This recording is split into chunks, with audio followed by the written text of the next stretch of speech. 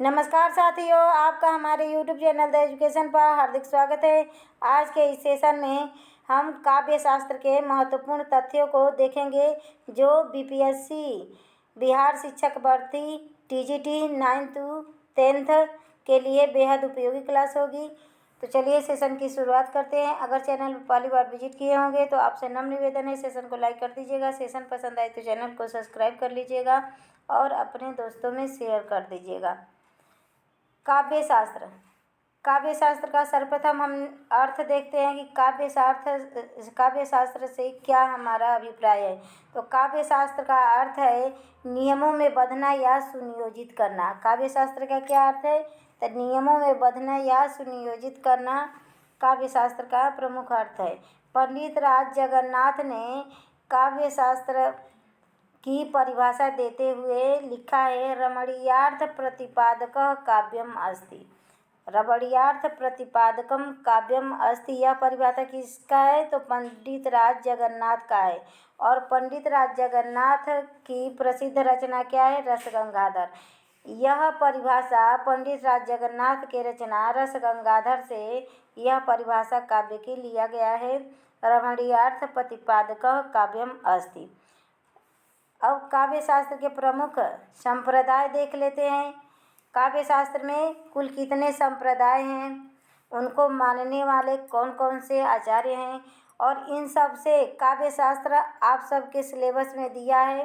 तो सर्वप्रथम अब काव्य शास्त्र से शुरुआत करते हैं और यह बिहार शिक्षक भर्ती के लिए पहला क्लास होगा।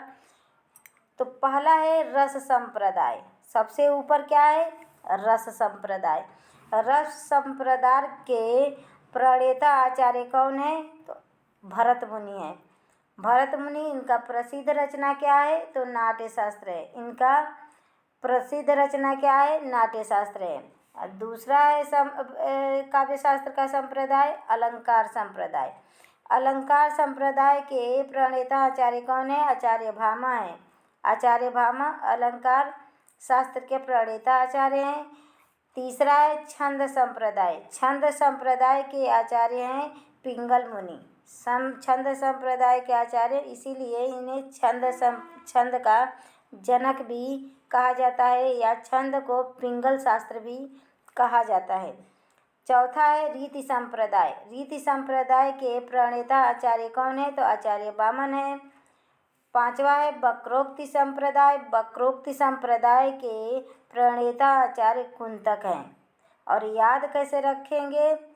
तो जब कोई सुंदर ध्वनि बोलता है, जब सुंदर कोई ध्वनि बोलता है, बकता है, तो हमारे कहाँ तक जाता है? कानों तक जाता है। तब वक्रोक्ति संप्रदाय के प्रणेता आचार्य कौन है? कुंतक है। छठवा है औचित्य संप्रदाय। औचित्य संप्रदाय के प्रणेता आचार्य कौन है? तो आचार्य क्षेमेंद्र है। और एक सातवां है ध्वनि संप्रदाय। ध्वनि संप्रदाय के प्रणेता आचार्य कौन है? आनंद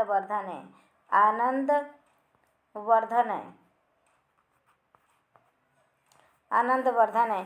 तो काव्य शास्त्र के प्रमुख 7 संप्रदाय हैं। रस संप्रदाय प्रणेता भरत मुनि, अलंकार संप्रदाय प्रणेता भामा, छंद संप्रदाय प्रणेता पिंगल मुनि, और रीति संप्रदाय प्रणेता वामन, वक्रोक्ति संप्रदाय प्रणेता कुंतक, औचित्य संप्रदाय प्रणेता क्षेमेंद्र और ध्वनि संप्रदाय प्रणेता आनंदवर्धन।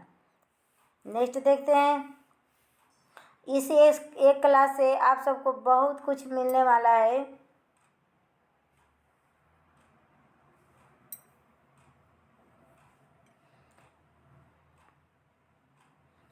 तो सबसे प्राचीन रस संप्रदाय हैं। रस संप्रदाय के प्रणेता कौन है? भरत मुनि है।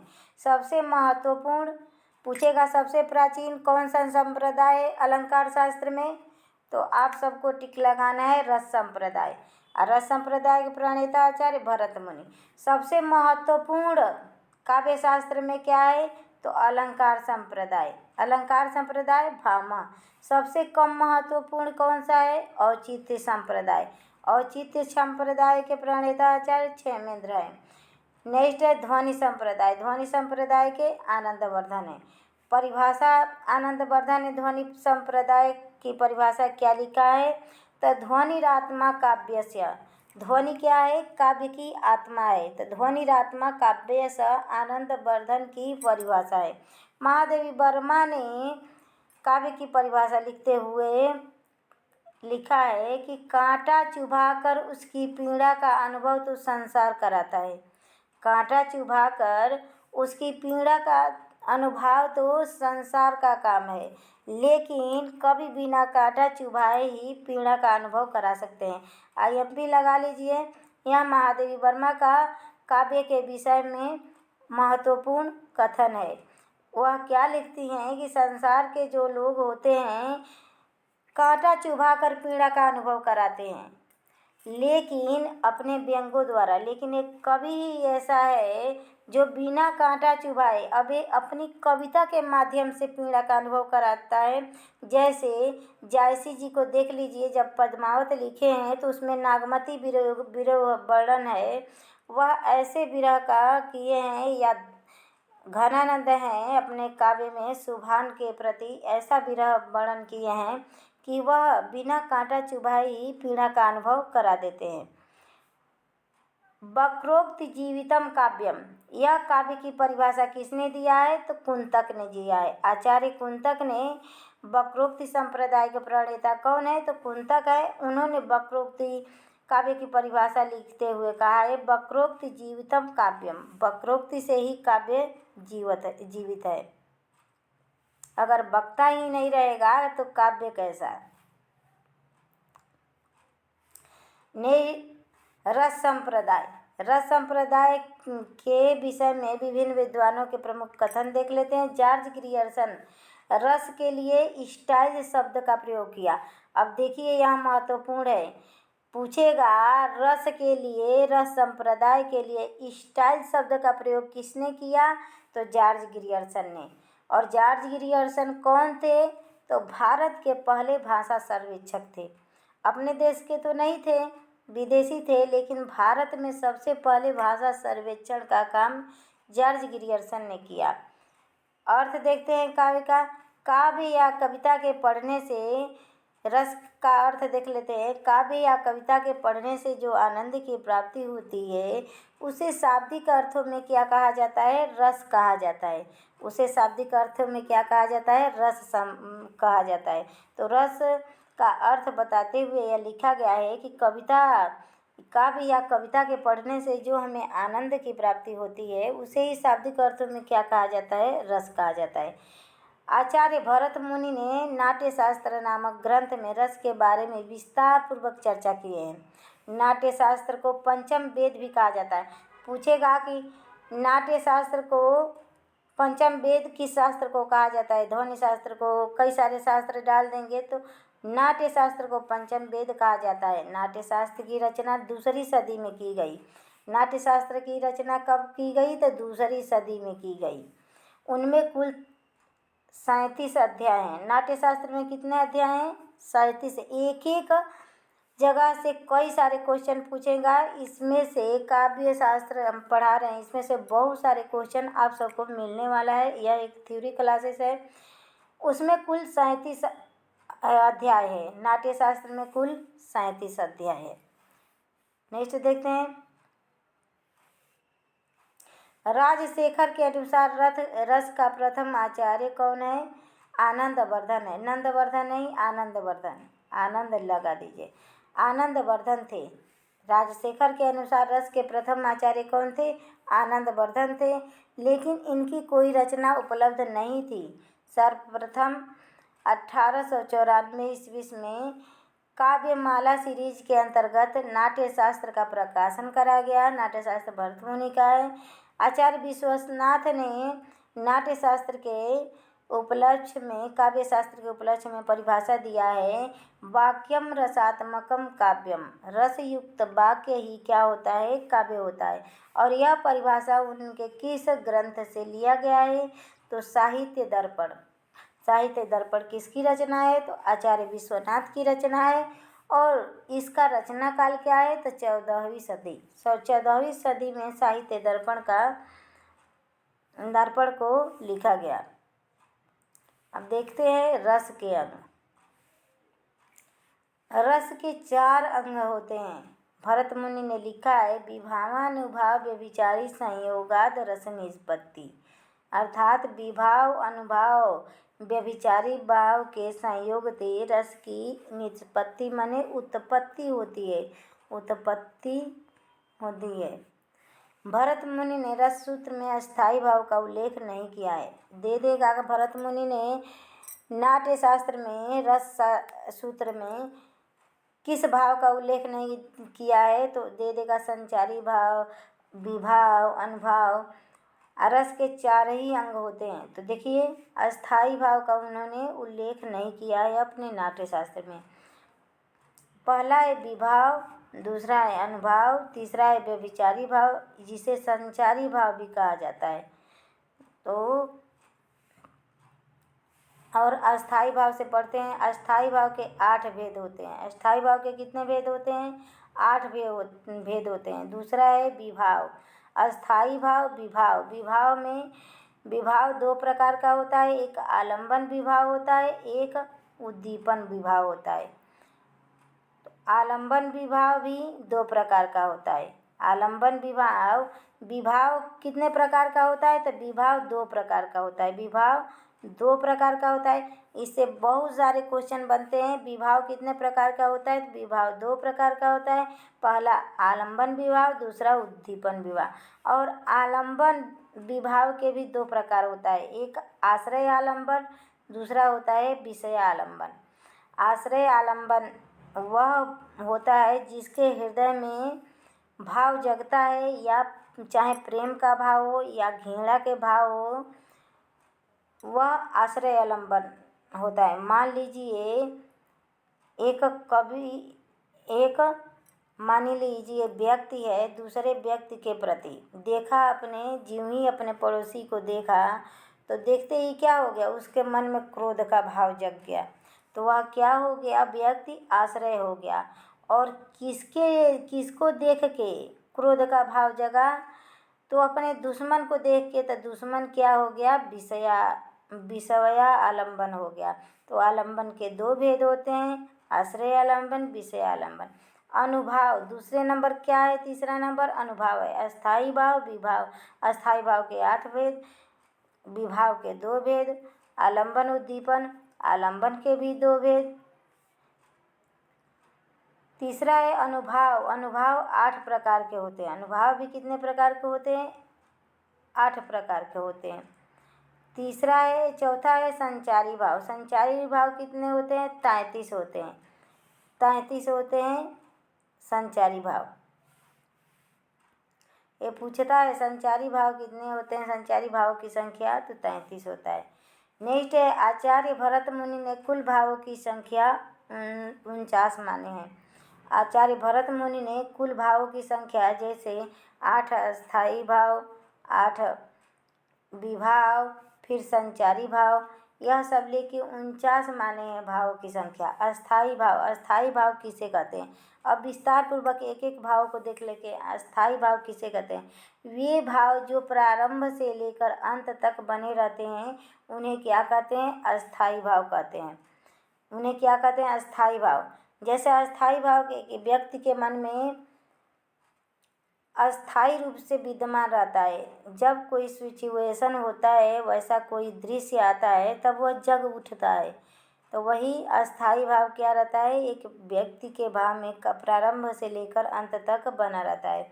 आचार्य भरत मुनि ने 4 अलंकार माने हैं, उपमा, रूपक, दीपक और उत्प्रेक्षा।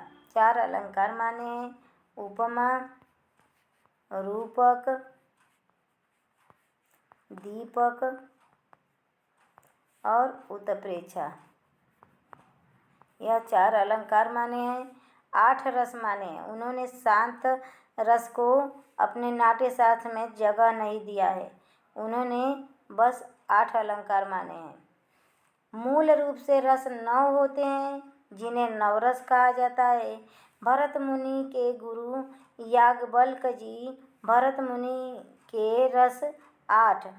भरत मुनि ने 8 रसों को क्या क्या माना है। अब पूछेगा भरत मुनि के गुरु का नाम बताइए, तो भरत मुनि के गुरु का नाम क्या है, याज्ञवल्क्य जी है। भरत मुनि के 8 रसों को ही चर्चा देख लेते हैं कि कौन कौन से 8 रस माने हैं।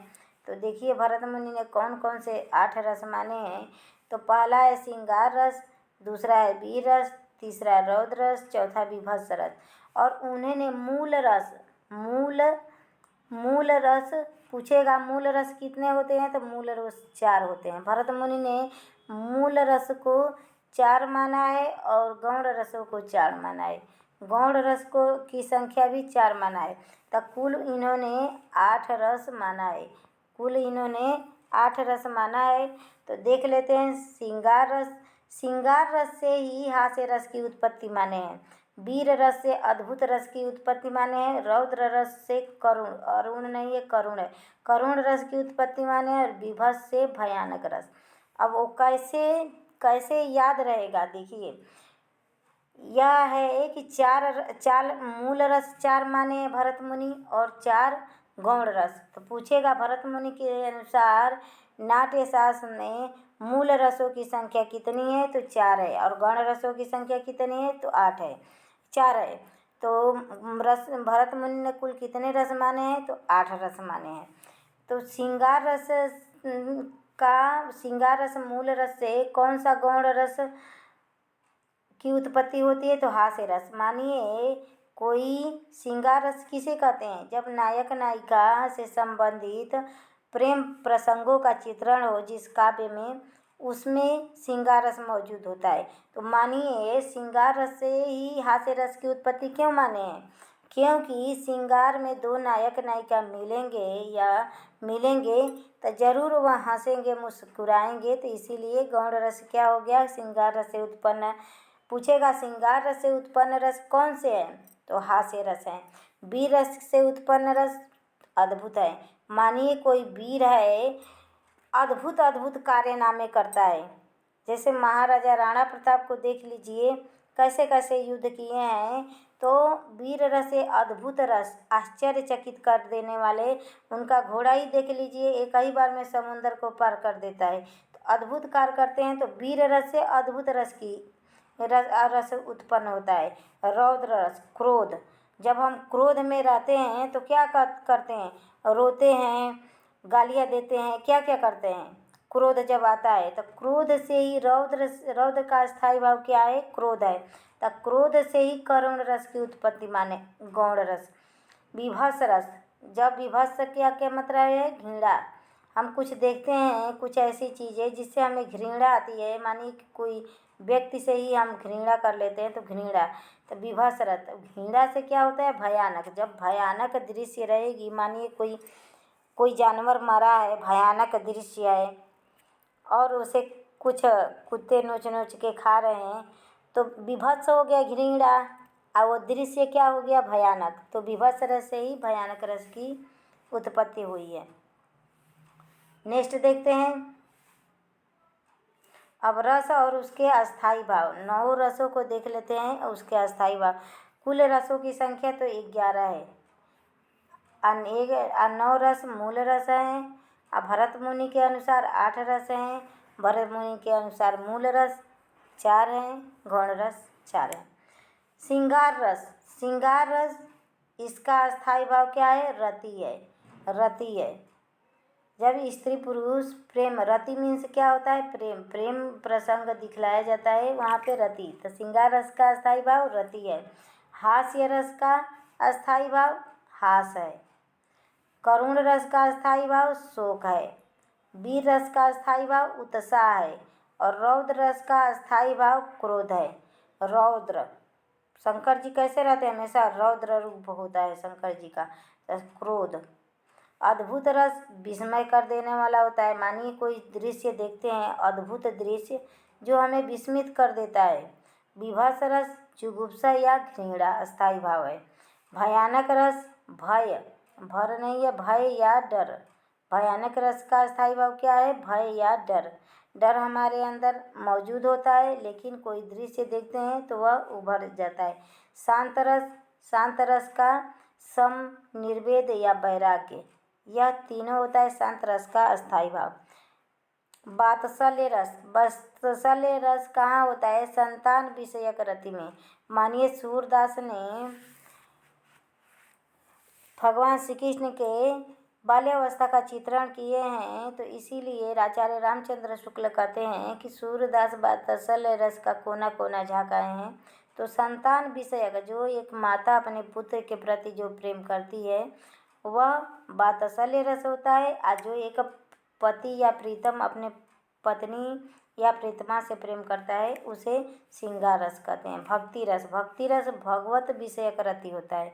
जब हम भगवान से प्रेम करते हैं वहाँ पे भक्ति रस होता है। तो कोई भी भगवान से संबंधित कोई गीत दे दे, गाना दे दे, कविता दे दे, तो वहाँ पे समझ जाइएगा, रस पूछेगा तो भक्ति रस होगा। नेक्स्ट देखते हैं। दूसरा है, अभी तो अस्थाई भाव पढ़े, अस्थाई भाव को विस्तारपूर्वक पढ़ लेंगे। अब विभाव है, दूसरा क्या है? विभाव है। विभाव वे कारक होते हैं जो अस्थाई भाव को जगाते हैं, उन्हें विभाव कहते हैं। अस्थाई भाव को जागृत करते हैं, उन्हें ही क्या कहते हैं? विभाव। मानिए हमारे अंदर रति है तो अस्थाई रूप से अंदर विद्यमान है, लेकिन ये विभाव जो है आलंबन या आश्रय आलंबन, विषयक आलंबन, यह उस रति नामक भाव को जगाते हैं। जैसे आलंबन विभाव के भी दो भेद होते हैं, आलंबन और उद्दीपन। आलंबन विभाव के दो भेद होते हैं, आश्रय आलंबन, विषयक आलंबन। जिनके मन में भाव जागे वह आश्रय आलंबन, और जिनके लिए भाव जागे वह विषय आलंबन। अभी हमने बताया था कि मानिए रास्ते जा रहे हैं और आपकी कोई जिसे दुश्मनी है वही सामने पड़ जाए, तो आपके मन में अनेकों ख्याल आएंगे, अनेकों भाव जगेंगे, तो आप क्या होंगे? आश्रय आलंबन हो जाएंगे। और किसको देख के जगा है? तो आपके दुश्मन को देख के जगा है वो भाव, तो वह विषयक आलंबन हो जाएगा। उद्दीपन विभाव, भाव को जगाने या भड़काने वाले कारक अस्थाई भाव को जगाने के कारण उद्दीपन विभाव कहलाते हैं। विभाव के दो होते हैं, आलंबन और उद्दीपन। तो उद्दीपन क्या होते हैं? उद्दीपन प्राकृतिक घटाएं, यह सब उद्दीप्त करते हैं। माने ये प्रेम को भड़काने का क्या कार्य क्या करता है? वहाँ का माहौल करता है। जैसे मानिए कोई गार्डन हो, वहाँ गाने बज रहे हो, तो प्रेम नामक अस्थाई भाव अपने आप क्या होता है? भड़क जाता है। तो भड़काने का कार्य कौन करता है? उद्दीपन करता है। अनुभाव, तीसरा क्या है? अनुभाव, आश्रय के शरीर की बाहरी चेष्टाएं अनुभाव कहलाती है।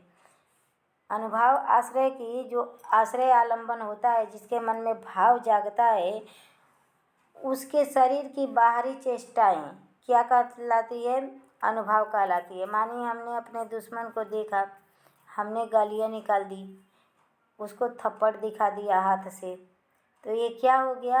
यह बाहरी चेष्टाएं हो गई, आश्रय की क्या हो गई? बाहरी चेष्टाएं हो गई, तो यह अनुभाव कहलाती है। अनुभाव के चार प्रकार होते हैं, कायिक अनुभाव, वाचिक अनुभाव, आहार्य अनुभाव, सात्विक अनुभाव।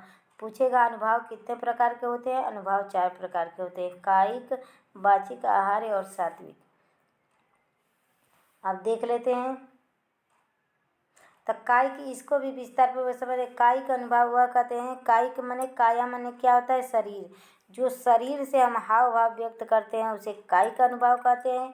जो वाणी द्वारा, मानिए शरीर से हाव भाव किए, कि शरीर से आँखें झपका दिए, हाथों से इशारा कर लिए, ऐसे पोज बना दिए, वह कायिक अनुभव हो गया। वाचिक अनुभव हो गया जब वाणी से कहे, वाणी से किसी के प्रेम को प्रकट कर दिए, या वाणी से किसी को गाली दे दिए, तो वह वाचिक अनुभव हो जाएगा। आहार्य वह होता है वेशभूषा, और सात्विक अनुभाव तो सब में होता है, वह अस्थायी रूप से विद्यमान होता है। सात्विक अनुभाव के 8 भेद होते हैं। जैसे स्वेद, स्वेद में से क्या होता है? पसीना आना। जैसे नायक को देखी नायिका, नायक ने उसका हाथ पकड़ा तो वह पसीने से भर गई, उसे डर लगने लगा। स्तंभ मने एकदम स्तंभ हो गई कि अब क्या करे। रोमांस, अश्रु, कंपन, स्वरभंग, विवड़, विवड़ मने रंग बदलना, प्रलय माने नष्ट होना। यह सात्विक अनुभाव के 8 भेद होते हैं। चौथा है संचारी भाव। संचारी भाव पानी के बुलबुले जैसे होते हैं कि क्षण में भर में उत्पन्न होते हैं। संचारी भाव ये सबके साथ संचरण करते हैं, इसीलिए इन्हें चुगली वाला कहते हैं कि ये चुगली नारद मुनि जैसा है। तो आचार्य भरत मुनि के अनुसार 33 संचारी भावों की संख्या कितनी है? 33 है। छंद नामक संचारी भाव आचार्य छंद नहीं है, छल है। छल नामक संचारी भाव, छल नामक 34वां संचारी भाव आचार्य देव ने दिया। संचारी भाव की भरत मुनि ने कितने संचारी भाव माने? 33 माने। और 34वां संचारी भाव किसने दिया? आचार्य देव ने दिया, जिसे क्या कहते हैं? छल। छल नामक संचारी भाव आचार्य देव ने दिया।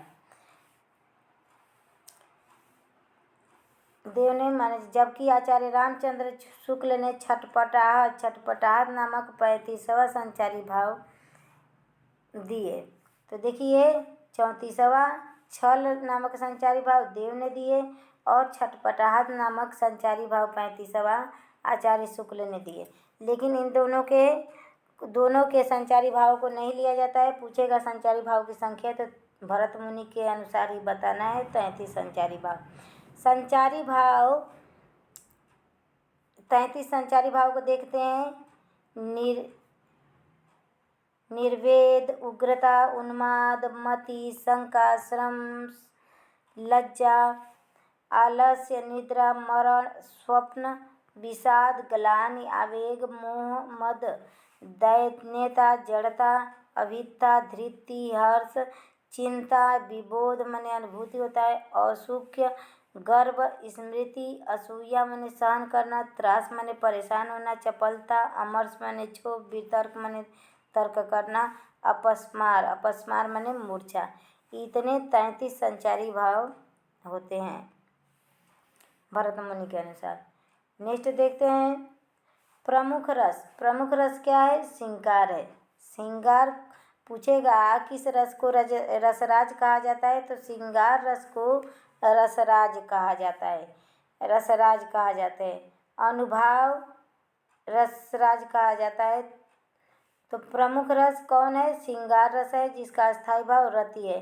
अनुभाव क्या है? शर्माना, विबड़ता, मुस्कुराना। इसका अनुभव क्या है? इसको कैसे पहचानेंगे कि यह श्रृंगार रस है? तो जिस कविता में देखिए शर्माना, नायक नायिका देखेंगे शर्माएंगे, विबड़ता, मुस्कुराना, यह इसका अनुभव है, इसका लक्षण है। देवता कौन है? श्रृंगार रस के प्रमुख देवता कौन है? IMP लगा लीजिए। देवताओं से भी प्रश्न पूछता है कि श्रृंगार रस के प्रमुख देवता कौन है? तो विष्णु है। और विष्णु का रंग कैसा है? तो कृष्ण रंग के हैं। श्रृंगार रस का रंग कैसा है? तो कृष्ण है। और देवता कैसे हैं? कौन है? तो विष्णु है। वर्ण या रंग, कृष्ण वर्ण रंग, तब प्यार का रंग श्याम होता है। मित्र रस, श्रृंगार रस का मित्र रस क्या है? हास्य है, अद्भुत है। शत्रु रस क्या है? रौद्र है, विभत्स है। घृणा और क्रोध कभी श्रृंगार रस में शामिल नहीं होगा। जहाँ क्रोध और घृणा आ जाए वहाँ पे श्रृंगार रस पाया ही नहीं जाएगा। रौद्र रस, विभत्स। प्रमुख कवि कौन है? बिहारी हैं। श्रृंगार रस के प्रमुख कवि घनानंद हैं और केशवदास हैं। श्रृंगार रस के भेद: संयोग श्रृंगार, जिसे संभोग श्रृंगार भी कहते हैं। वियोग श्रृंगार, जिसे विप्रलम्ब श्रृंगार भी कहते हैं। दूसरा क्या है? हास्य रस। हास्य रस के बारे में विस्तार पर पढ़ेंगे। स्मृति हास्य होठ, हसति हास्य दांत, विहसति आवाज, उपहसति अपहसति अतिहसति। देखिए हास्य रस के कितने भेद होते हैं? 6 भेद होते हैं। स्मृति हास्य, स्मित हास्य, जिसे होठों द्वारा प्रकट करते हैं। हसति हास्य, जिसे दांत द्वारा प्रकट करते हैं। अब पूछेगा हास्य रस के कितने भेद होते हैं? तो हास्य रस के प्रमुख 6 भेद होते हैं। छह भेद कौन कौन है? स्मृति हास। स्मृति हास मतलब धीरे से हंसना, जैसे बस होठ थोड़ा सा हिले, मुस्कुरा लेना, वह क्या है? स्मृति हास है। हंसती हास का है हा हा हा हा हा हा, दांत दिखा देना, हंसती हास है। बिहसती मतलब स्मृति हास में क्या होता है? बस होठ हिलते हैं, मुस्कुराना दिखाई देता है। और हंसती हास में दांत दिखाई दे देता है। और बिहसती हास्य रस में क्या देखा है? आवाज़ के साथ हंसना। उपहसती माने कि और जोर से हंसना। अपहसती माने थोड़ा धीरा हंसना। अति हसती माने बहुत तेज तेज हंसना। जैसे रावण हंसता था, रावण अति हसती, रावण का हंसना क्या है? अति हसती का रूप है। करुण रस का स्थायी भाव क्या है? शोक है। इसका अनुभव हम कैसे करेंगे कि यहाँ पे करुण रस है तो छाती पीटना, रोना, मूर्छित होना, यह करुण रस का लक्षण है। यह सब चीज़ हम एक ही पास कलेक्शन है। सब चीज़ आपको काव्य शास्त्र से संबंधित एक ही पास मिलेगा। इस सेशन से आप सबके कम से कम 300 प्रश्न तैयार होंगे। इस एक सेशन से अगर हम प्रश्न बना दें ऑप्शनल करके ऑब्जेक्टिव टाइप, तो ऑब्जेक्टिव का टाइप क्वेश्चन का लगभग 300 क्वेश्चन बन जाएंगे इस एक क्लास से। तो देखिए सब कुछ यहीं पे मिलेगा। करुण रस का स्थायी भाव शोक, इसको अनुभव का लक्षण क्या है? जैसे छाती पीटना, यह मृत्यु संबंधी शोक होता है करुण रस। तो देखिए छाती पीटना, रोना, मूर्छित होना। देवता कौन है? तो यमराज हैं, यम है। यम करुण रस का देवता कैसे माने जाएंगे कि यमराज ही सबकी मृत्यु का कारण बनते हैं, ले जाते हैं। तभी आदमी छाती पीटता है, रोता है, मूर्छित होता है रो रो के। देहात में नहीं देखते कितनी औरतें रो रो के मूर्छित हो जाती हैं। तो मूर्छित। वर्ण क्या है? वर्ण माने रंग। वर्ण क्या है इसका? कपोत रंग है, कबूतर के जैसा। मित्र रंग, रस कौन है? मित्र रस है, रंग नहीं है। मित्र रस कौन है? वर्ण माने इसका कलर कैसा है? कपोत रंग का है। अब मित्र रंग रस कौन है? तो श्रृंगार रस। करुण रस का मित्र रस श्रृंगार रस है। शत्रु रस हास्य रस है। शत्रु क्यों है?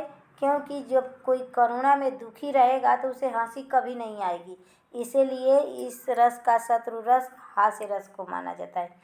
परिभाषा क्या है? जब काव्य की पंक्तियों में किसी प्रियजन की मृत्यु, अनिष्ट की आशंका या दीर्घकालीन वियोग का वर्णन किया जाए, वहाँ पे शोक नामक अस्थायी भाव उत्पन्न होता है, उसे करुण रस कहा जाता है।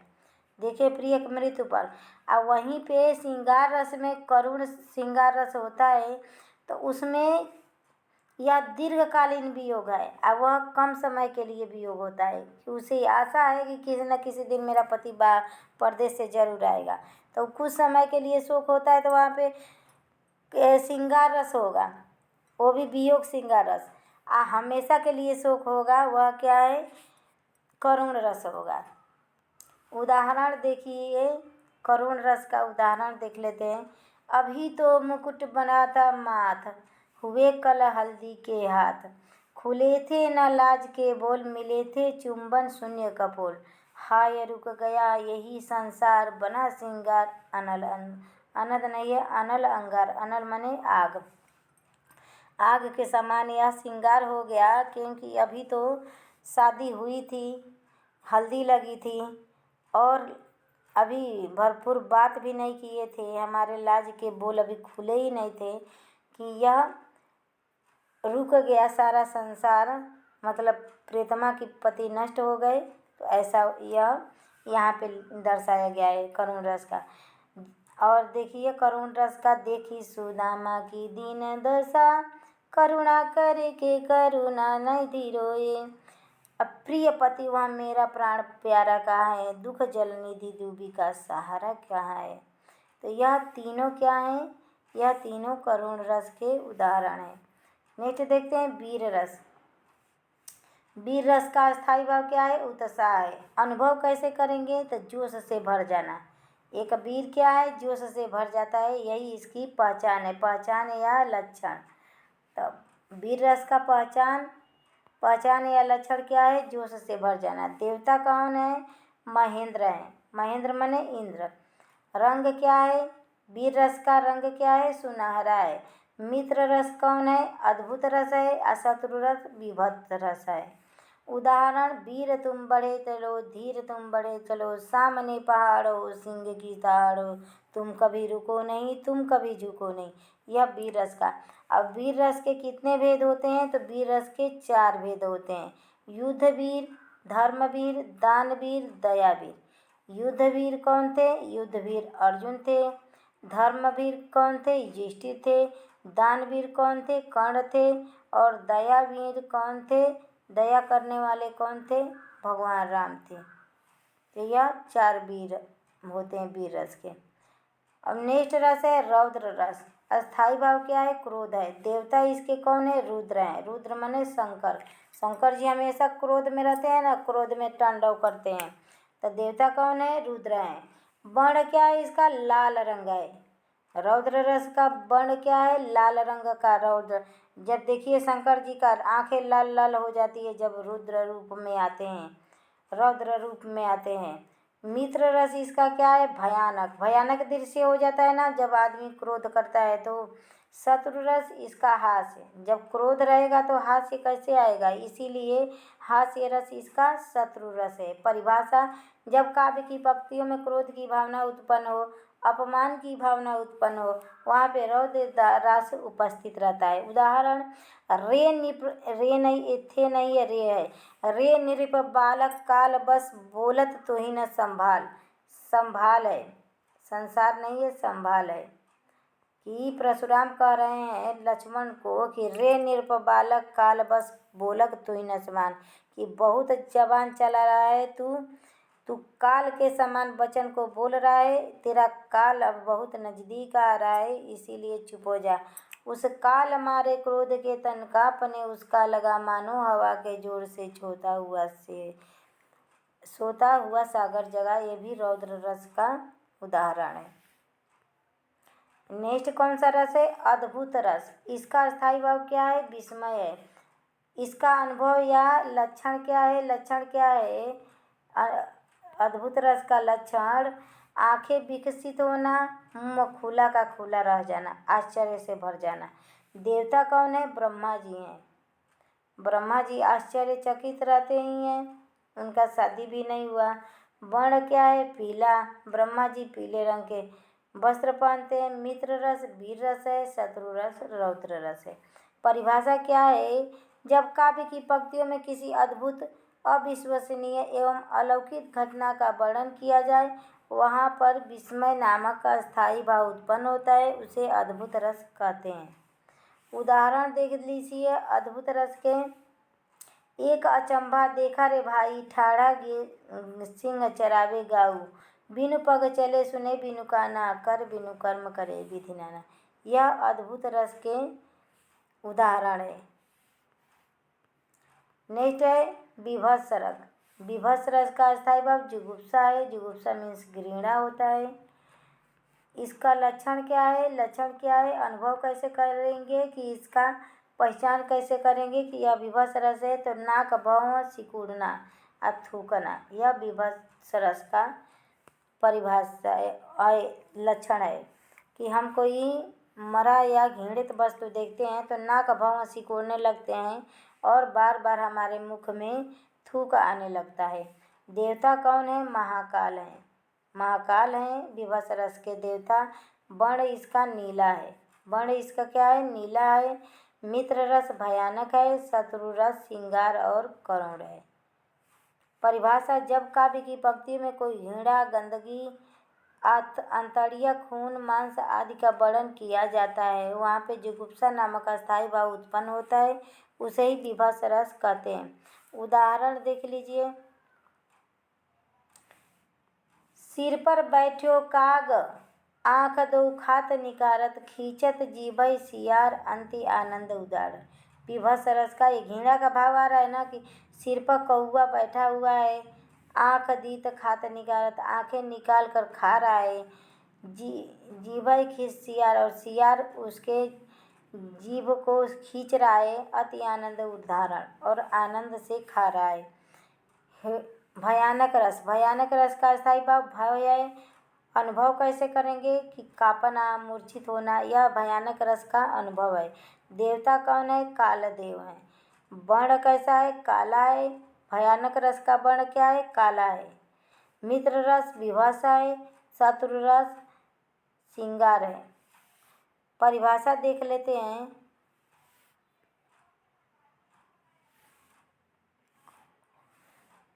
जब काव्य की पंक्तियों में भयंकर प्राकृतिक घटना या डराने वाले दृश्यों का वर्णन किया जाता है, वहाँ पे भय नामक स्थायी भाव उत्पन्न हो जाता है, उसे ही भयानक रस कहते हैं। जैसे एक ओर अजगर लकी, एक ओर मृगराय, बजत बिरोही, बीच में परियो मूर्छा खाए। कि एक ओर मृग है, एक ओर शेर है, और एक ओर क्या है? अजगर है, मतलब सांप है, और बीच में यह राहगीर खड़ा है, जाए तो जाए कहाँ? तो यहाँ पे भयानक रस ही होगा।